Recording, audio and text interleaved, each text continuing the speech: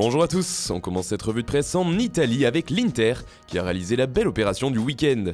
Les Nerazzurri ont battu la Spal 2-1 grâce à un doublé de Lautaro Martinez, mais passent surtout devant la Juve au classement.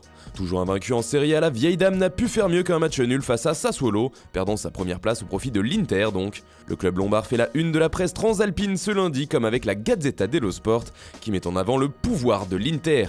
Le Corriere dello Sport parle plutôt d'un dépassement de fou.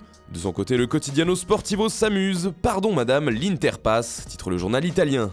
On part maintenant en Angleterre où l'arbitrage vidéo fait encore réagir. Lors de la rencontre entre Leicester et Everton, Kelechi Iheanacho a inscrit le but de la victoire pour les Foxes en partant à la limite du hors-jeu. Le but a d'abord été refusé par l'arbitre avant d'être finalement accordé par la VAR. Score final 2-1 pour Leicester, une décision qui fait couler beaucoup d'encre ce lundi. Le Daily Express y voit par exemple un crash de la VAR. Le Daily Mail se demande plutôt si la VAR n'est pas responsable du futur limogeage de Marco Silva, le coach d'Everton, dont l'équipe stagne toujours dans les bas-fonds du classement de Premier League.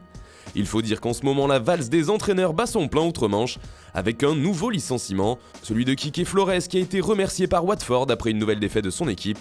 Un s'en est allé et l'autre est sur le point de s'en aller, résume le Daily Telegraph. On parle aussi du match Leicester-Everton en une du Sun, mais le tabloïd anglais s'intéresse surtout à un autre coach, celui des gagnants du jour, Leicester. Brendan Rodgers fait beaucoup parler en Angleterre ces derniers jours, car il est l'un des favoris pour prendre les rênes d'Arsenal. Il est pourtant deuxième de Premier League avec les Foxes, mais il se murmure qu'entraîner les Gunners est son rêve tout simplement. Hier, après la rencontre, Rodgers a révélé qu'il existait une clause libératoire dans son contrat, et il n'a pas fallu longtemps aux journaux anglais pour s'emparer de la nouvelle et y voir un appel du pied de la part de Rodgers. The Sun l'appelle même la clause d'inquiétude.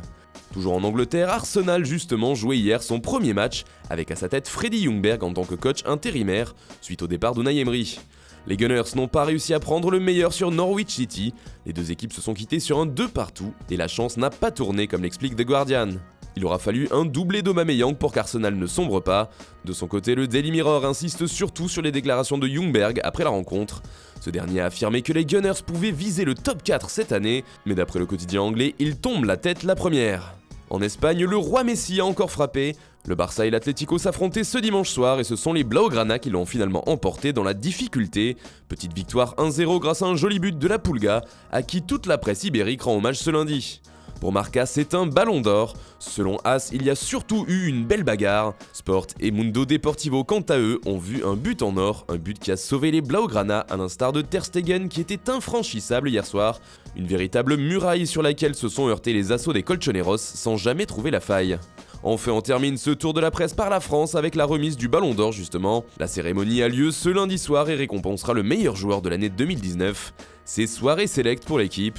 Lionel Messi fait figure de grand favori depuis quelques jours. Le Parisien se demande ainsi s'il va entrer dans la 6ème dimension, car il deviendrait alors le seul joueur de l'histoire à avoir remporté autant de fois la récompense. Voilà, c'est tout pour ce matin. Bonne journée à tous, on se retrouve très vite pour une nouvelle vidéo sur Foot Mercato.